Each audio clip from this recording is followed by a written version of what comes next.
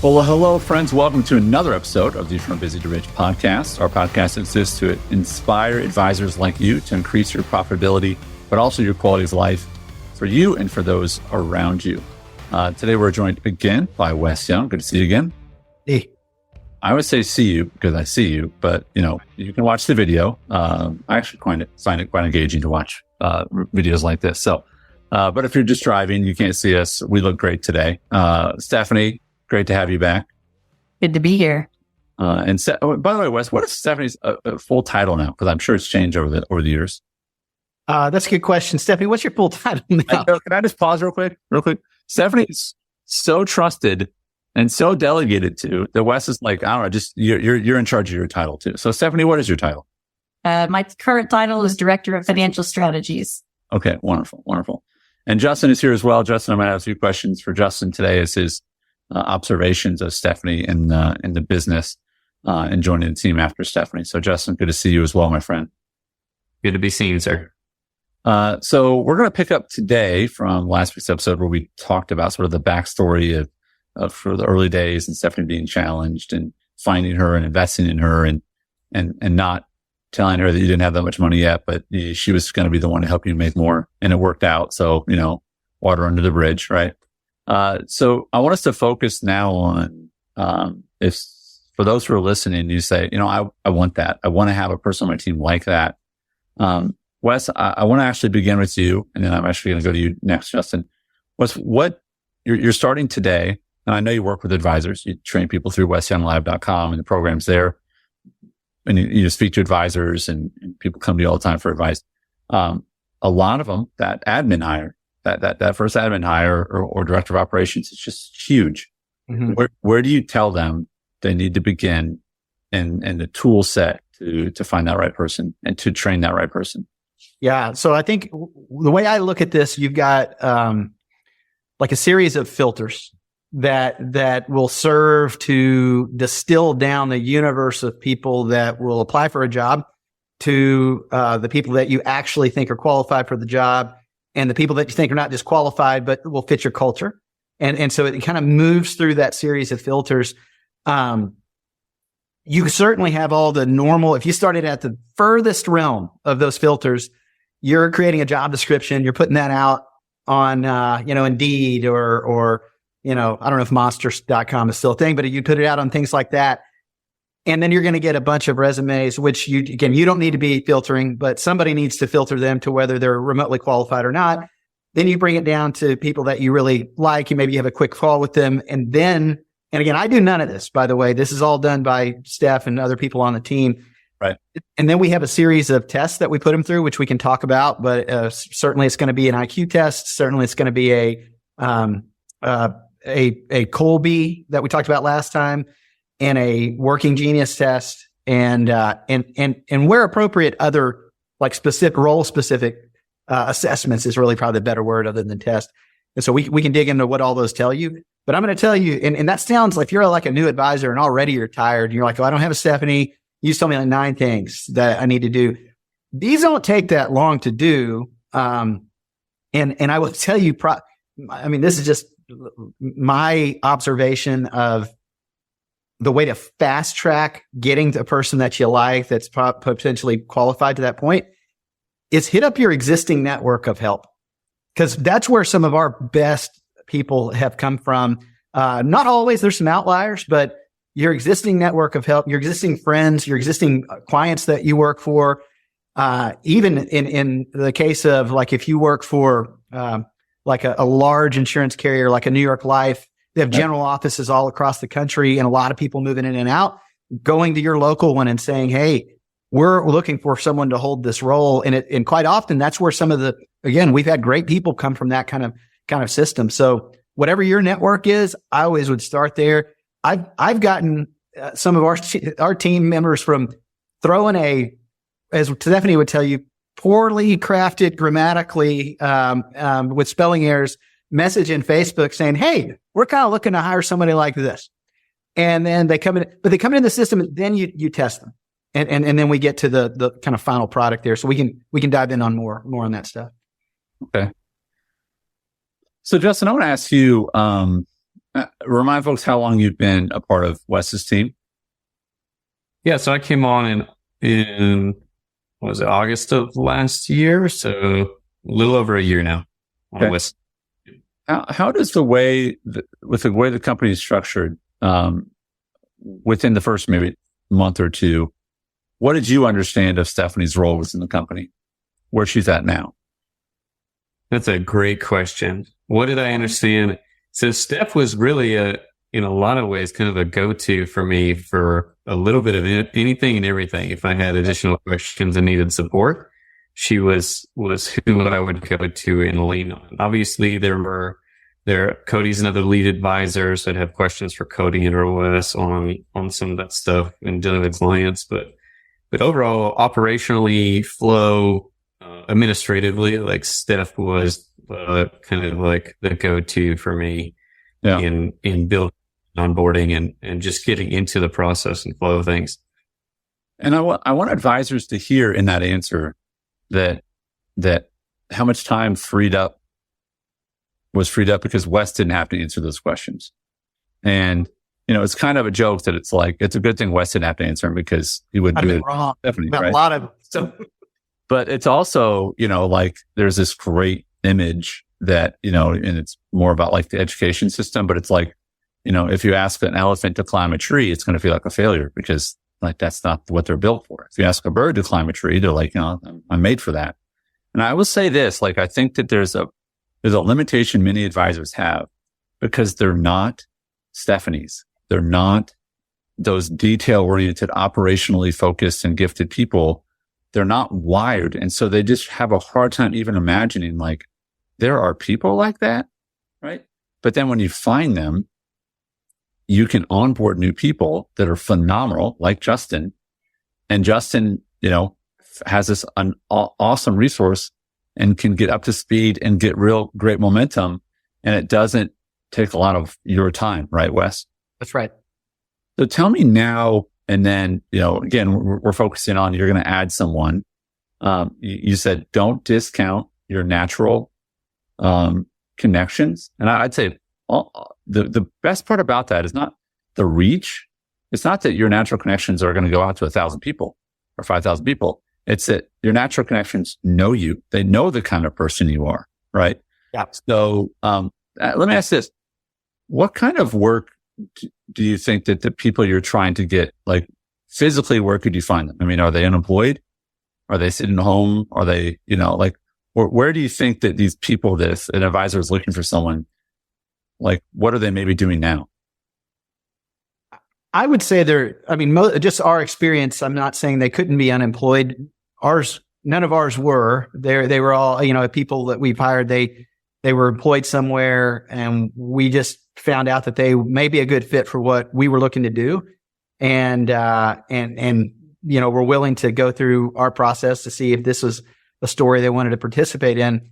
And I'd love it because I think a good way to back into that, Andy, is Steph, if you could talk through kind of the A team player, B team player, and kind of the things we are looking for when you're trying to get A's, and then the things we do in order to give us the highest probability that that's where we're getting and setting that up for success. You bet. So I think, first you find your candidate, and like Wes was saying earlier, you're going to screen them, no matter where they come from, and then have a quick conversation. And if that conversation doesn't go well, that's the end of the road. And if it does, and you have interest, then let's go ahead and get some assessments done, Colby. I think that finding somebody, you're looking for somebody that's coming in a advising practice. You need somebody who can help with administration and operations. They don't necessarily need to understand planning unless you're hiring a higher level of someone to do like paraplanner work and things like that.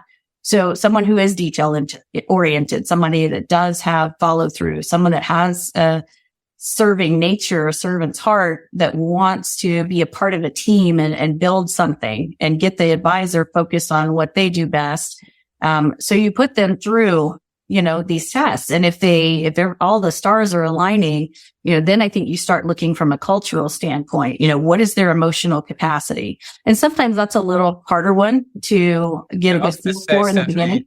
I need you to dig a little deeper there, because I think that we all had sort of our HR flag alarm went off. Like, what can I say? How do I do that without getting sued? So what are the ways that, I've had this experience. We had someone who interviewed great. I feel like we did a good job. We did not do a good enough job, because within like 2 weeks, we're like, so how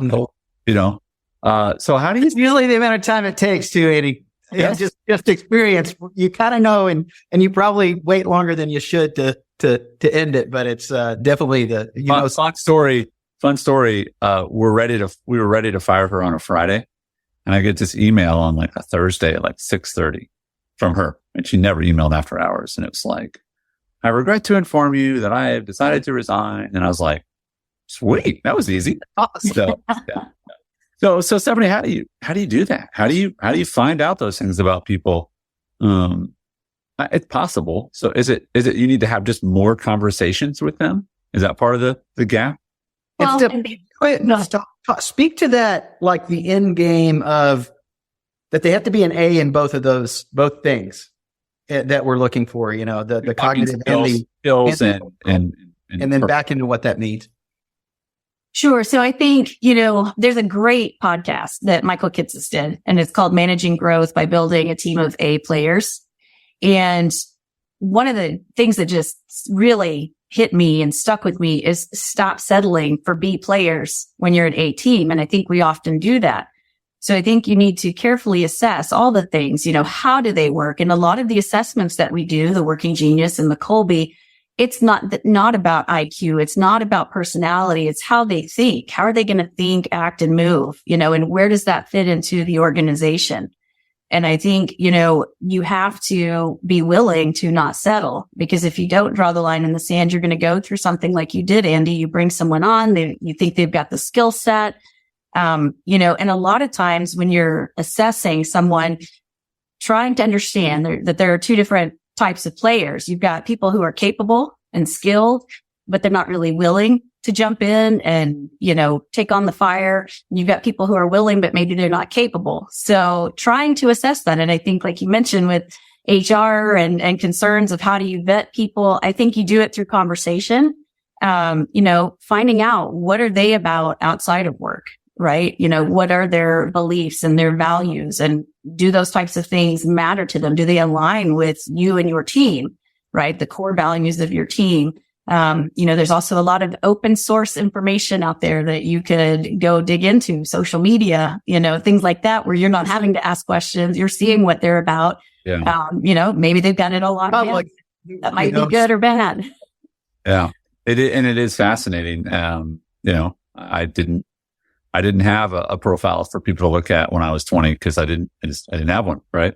And now they're out there. And I will say that, yeah, that can be a place for you to learn about a person. And, let me ask this too, Wes. There's something, and Stephanie, you alluded to it. Like, if they're not a good fit, you just move on. What kind of attitude do you need to have about hiring, about finding that right person when it comes to the rejection part of it? Because you're only looking to hire one person, but you're going to say no to 100. So what kind of mentality do you need to have going into it? I think Stephanie spoke to a little bit. Yeah, I make Stephanie do it. So I don't have to reject anybody. I get to come in, Andy, in the fun part when we know we want to, like, they don't even let me talk to him until we're like very sure we're going to hire him 90% of the time, unless it's an advisor position. So, because just my nature is I'm always telling them how great it's going to be, and they want, like selling the job. Whereas Stephanie, has a different approach that lets them self-select out. And then also, if she needs to, she'll let them know. Well, Stephanie, I'm going to ask you to be really specific here. What are some, remove the names to protect the guilty, but what are some examples of people sort of self-selecting themselves out of a position? I think someone who, it varies by different people, but just looking back at some of the things that, people we've gone through or people we've considered hiring, if they don't seem like they're going to be a good fit culturally, that's a big no. And one of the things we did learn after we had someone hire on for a little while and definitely skilled, but also wanted to come in and just shake up our systems and our processes instead of focusing on what his role was to learn. And we didn't spend a lot of time as a team really trying to get to know him. And so we decided we would start doing team interviews, which I think is very important because that way everybody's getting to ask some questions and get to know this person and also cast a vote on whether they think their personality is a good fit for the team. Yeah, interesting. Yeah, I mean, I see that team approach and it's like, hey, here's what I liked and here's what I didn't like. And, oh, I didn't hear that. I didn't get that perception. Yeah, well, did you hear him say that? Oh, that's what they meant, So I do think there's some key, really practical questions you can ask of people that will tell you more about them, that are not intrusive, But like if you had, and this is one I have, and I don't know if you guys have them too. This is one of the ones we asked is, if we gave you a day where you got paid, but you didn't have to come to work. So, guilt free, but we want you to just have a great day. So it's a weekday and you can do anything you want that day. What are you going to do? What are you going to do all day? You find out a lot about a person, about like, they're going to go to their favorite place to eat and they're going to spend time with the people they want to. And, we had someone answer that question with like, man, I would just sleep till like 3. I'm like, okay, well, that was easy. So he was honest. That's honest. I'm like, you're like, okay. And like, why was that a no-go for us? We're like, that means they don't like have any interest or hobbies or whatever. Someone else who asked that question too. They're like, I would go get up early and play tennis because I love tennis. And I just beat the crap out of somebody in tennis because they were super competitive. And we're like, oh, we like you. Yeah. So they like, get after it. You know what I mean? So what are some questions you ask of people to help understand who they are so you can figure out if they're a good fit or not? Sure. Well, I really like that one. I think we might add that to our repertoire. But I think, questions, what do you do on the weekends? What are your hobbies?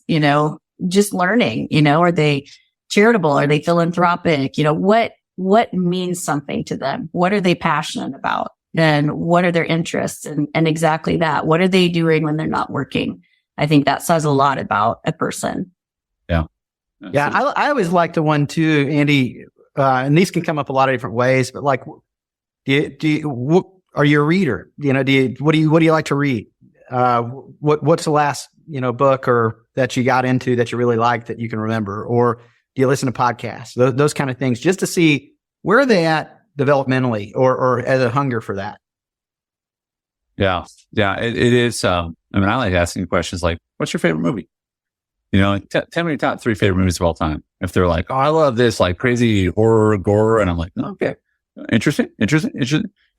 Or they might, like what's your, like, there's things you can ask that aren't, do you agree with these 10, 12 things? Like you can ask that without asking that, And so Wes, someone is hearing this or listening right now and they're like, I want to find my Stephanie. Okay. I'm going to go to my circle of people. I'm going to start to use maybe some traditional means of finding people, but also, we've had some success actually with like paid LinkedIn job listings. And you can do like, we got enough listings and like 5 days of paid LinkedIn postings. So we just had to do like 5 days and it was like, turn it off. And then we had to sort through them and then turn it back on. Yeah. For us. So someone is trying to do those things and they feel like, okay, I've got some questions figured out. So I want to ask both of you, Stephanie, Wes, like, how can you as quickly as possible get them up to speed without overwhelming them and also having them like cost you a bunch of money because they make a huge mistake? Yeah. So once you like got the person and they're on board, one of the things that we've implemented is with any role, any position, is we have like a metrics of based on what they're coming in to do. What does wild success look like in 3 months, in 5 months, in 8 months, and give them very tangible markers that they will be measured upon. To say, hey, look, wild success looks like you doing having accomplished this. Maybe they had to get a license. Maybe, they needed to master some system we use, or, go through our transform class, whatever it might be. And what we do is we check in with them regular. So whoever is like they're directly reporting to at that time, they're having regular weekly conversations. And then there's like, hey, so how do you feel like you're doing in these areas that we're on the month one? Or how do you feel like you're doing in these areas in the month two? Because ultimately where we try and go now is let them know up front, Andy, that, well, we think this is going to work. Everything you went through from a assessment standpoint says you'd be a great fit for this role. We just got to see if it is, if you like it, and, we're meshing well. So here's what wild success looks like. And let's just keep talking, because we'll know really quickly whether you don't think it's working or whether we don't think it's working. I don't ever want it to be a surprise. So what we typically do is in sometime in that first 3 months. I mean, 3 months is way long enough, probably too long. But in advance, you're telling them, hey, how do you think this is going? And either they're going to go, well, I know I've got a lot to work on, and it's this, and this, or if let's say it's not working. Or you're saying, yeah, it's not working, and here's why, because I really need you to have better mastery over these things. Mm-hmm. And then we give them a choice. We say, so a couple things. Either one is you feel like you can do that, and we'll go ahead and check in another month. And in another month, if we feel like we're still behind, then we're going to need to terminate our relationship. Or, I mean, if it depends, you just tell me how you feel. I can go ahead and pay you for another month, and you just resign now. And then you can go find the next thing that you think is a good fit. You tell me. And most of the time, what we found is people go ahead and resign now. Mm-hmm. Very few will hang in there to go, well, let me try and work it out, but that's one approach we've taken on that makes that a little lighter, and everybody's clear about it in advance. And it's funny too, if you ask an advisor, hey, you have someone that is underperforming, and would you rather pay them a month's salary right now? And they're like, option B. You're like, no, hold on. Option B is they're underperforming. You're going to give them another month of very likely underperforming, and you get to pay them. So they're going to work with you for another 30 days, and you get to pay them. It's more expensive to have them continue to work for you. Right. And it's the other thing I found is that the time you have the wrong person working for you is time you're not looking for the right person, right? The moment you hire the wrong person, you stop looking for the right person. You didn't realize that you'd had the wrong person, but it's sort of like, I got to get out of this. Why? It's like, so it's classic Dumb and Dumber, like we drove 4 hours in the wrong direction. You know what I mean? It's like, stop and go the other way. For those who don't get that reference, I'm sorry. It's a great movie, but they drove the wrong way. You got to stop and go the right way. And so the quicker you can stop and go the right way, sometimes that's really money well spent. Stephanie, what are your thoughts on the things that you need to do once you get people on board to get them up to speed as quick as possible? Sure. Well, I think like Wes mentioned with the mastery list, I think clear expectations from the beginning is key, and make sure you're on the same page. And then I think you dive into systems, get them up to speed with the systems you use, the software that you use, how you use it, how to prioritize, because that looks different for some teams. And then giving them the resources they need to go call. And you don't need to necessarily handhold them. Give them the coaching and let them go. And I'll tell you, one of the best hires I ever made, she was day 2 on the job. I had her sitting right beside me, showing her how to fill out the applications. And she's like, and we're talking a stack of, applications, probably 6-8 inches deep, paperwork. And she just picked it up and she said, give me a list of phone numbers and let me run with it. And I was dumbfounded. I said, go. And it was beautiful. So, somebody that's got initiative and helping them think that way. Some people may not have the self-confidence to do that, but empower them, don't GPS leadership them, give them what they need. And here's a set of phone numbers and here's who you can talk to. And, don't be afraid to say, I'm new, and helping them understand all of that they're learning, and let them fly, and it'll sink or swim. Right. Yeah. And there's a great element to what you brought up, Steph, is that you could trust her with that part of it. And you knew it wasn't going to sink the ship if she was inaccurate or wrong, because you were going to verify. Right. And then you verified enough to go, I don't just get the hey, trust to try it out. I'm going to give you, I don't even need to verify anymore because you're so good at this consistently. So it's this iterative delegation that, one, be clear about what success looks like in that role. Two, then start giving them things they can do that if it's wrong on their own, it doesn't sink the whole ship. It's like you fall, but you don't fall that far. Yeah. And then when you pass that point, then you give them the rest of the rope. Yeah. There's a lot there. There's a lot to unpack there. And, yeah, there's a lot of other places I want to go with this. So let me kind of wrap with this, Wes, unless you've got other things you want to cover. But, I think some bigger lessons are that, it can take time to find the right person. And the quicker you get the wrong person out of that seat, the quicker you can get the right person onto the seat. It's not personal. You love them, God loves them, but doesn't mean you have to pay them to work for you. So swap them out as quick as you can. That you'll probably know pretty quickly, right? And I think there's somewhere in here where you just have to kind of trust your gut, on things. And here's one other idea that and I think maybe I mentioned this before. When we were looking within our company of hiring someone, I said to a business coach that we work with, I just don't want to have to have someone work for me that I have to do this and this and this and this. And he goes, yeah, I wouldn't hire that person, Andy. Like that would be a bad hire. And I'm like, oh yeah. He's like, if you don't want someone to work for you that does that, don't hire that person. So part of this is the fear that advisors have is, they're usually not taught to lead and taught to hire. They're taught to just sell products, right? They don't really see and have a vision for there are people out there who love this stuff.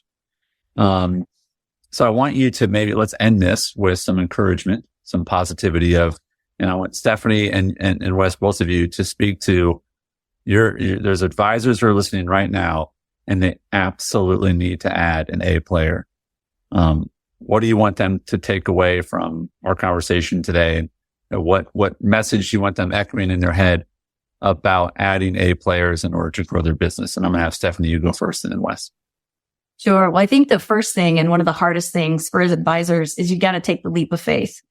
You do everything you can to hire someone, but even just making a decision to hire someone is so hard for advisors early in their practice. And I can't afford to. Well, you can't afford not to, right? So I think that's very important. And then, do all your due diligence that you can. And if it's not the right fit, that's okay. Cut your losses and move on, because it can take a few tries, and that's okay. You just have to keep trying, and the right fit will come. And you just have, like I said, have to keep faith in that and trust the process. Love that. Thank you. Wes? Yeah, I love that. And I think for the advisor, really trying to start with the end of what does wild success look like for this role you're bringing in. And we'll put up, Andy, some links to some templates that are just samples of what maybe in an administrative role that's brand new to a one advisor firm. What is that first 6 months look like? What does a year look like? That way people can get an idea of some of the things we're thinking of. And I would absolutely test, if you're not familiar with Kolbe, if you're not familiar with Working Genius, you can go look those up. There's a great podcast on both. We teach that in Transform. We're about to get into that in the next couple of weeks in Transform, because it's not just, you can create great language and great processes and systems, but without all the people to fuel it, you're just going to be limited on what you're able to accomplish. So understanding what is ideal team look like, what is ideal calendar as you're navigating those systems, because it changes. So, and we have a lot of other tools and stuff like that we use, but those are the initial ones, like just the I would not hire anybody without doing those, and understanding what those mean to it are critical. Yeah. I want to end with this, if that's all right, Wes. I would also say that, with the right people on the bus, you cannot fathom how great the ride can be. Like, it's just better than you can imagine. It's like, this is work. Like, it's work, but you're like, man, it's great. Wow. They wow me all the time. And I love being with them. And, when I'm weak, they're strong. When they're weak, it's great. We make everyone better together. It's just better and better and better. With the right people on the bus, you really can do pretty amazing things. With the wrong people on the bus, you just can't get anywhere. It's like, who is standing on the brake? You know what I mean? Get them off the bus. And so I would just encourage folks, have a vision, and it'll probably be exceeded if you get the right people on the bus. But if you're trying to get somewhere with the wrong people on the bus, again, God love them, you love them, but get them off the bus. It is not, you're not going to get there. Wes, I'm going to give you the last word. Yeah, I think the last word is just going to be a forecast for another one of these that we'll need to do. And we'll need to have Steph back on. Thing. Yeah. Is going to be, I think even when you've got a great team and you've got great people that are in the right seats, again, you're not going to keep adding. But I think a whole different topic that is really important is maintaining emotional fitness as an organization, because we're people and we go through life stuff, over years that have an impact on the impact we're capable of making at work. And we all need to be just aware of that and understand what are the things we can do as a team to put ourselves in the best possible position to maintain the emotional health of the organization to where everybody's still excited about being a part of what we're doing. And I think that's a whole nother podcast, but. Yeah. And so I think that there's going to be a season for us, and it might be an actual season of the show, but I think that there is a space for this where we get into those, like, you have to tell me, I almost called you Seth because I was going to say Seth, but Seth talks about this, Wes, where like, let's stop saying that like soft skills aren't real skills. Like soft skills are the key skills. Like, I don't remember this phrase, but like that the soft skills are maybe the most important skills that those who are really, really great. Like Mark Cuban isn't great on Shark Tank because he's great at X's and O's. Like his greatest strength is probably like, he's just really likable. Like, how's that work? Obviously he knows quite a bit about business. You know what I mean? Sure. But like, maybe your greatest skill is your ability to have soft skills. That's certainly true, I think, of advisors, but I think as a team, the value of soft skills, the value of emotional intelligence, the value of really understanding the temperature of your team. That's just something not a lot of people talk about, but it's deeply, deeply important. So we'll address that. All right. Awesome. Well, thank you, Stephanie, for your contribution to Wes and his team. Justin, thank you for your time. Wes, thank you for your time. And for those listening or watching, I want to encourage you to take action on this. If you're scared about adding someone, if you're confused about adding someone, then, reach out and let us know how we can help. And check out westnlive.com for some more resources on that. And, we'll continue to make some resources for you to help you do that. But every great advisor that I've ever met has a great team. So if you're listening or watching and you want to become a great advisor and you don't have that team yet, then the next step. Start to build out a team. Start today praying for your Stephanie. There's more of them out there. All right. Thanks for watching, everybody.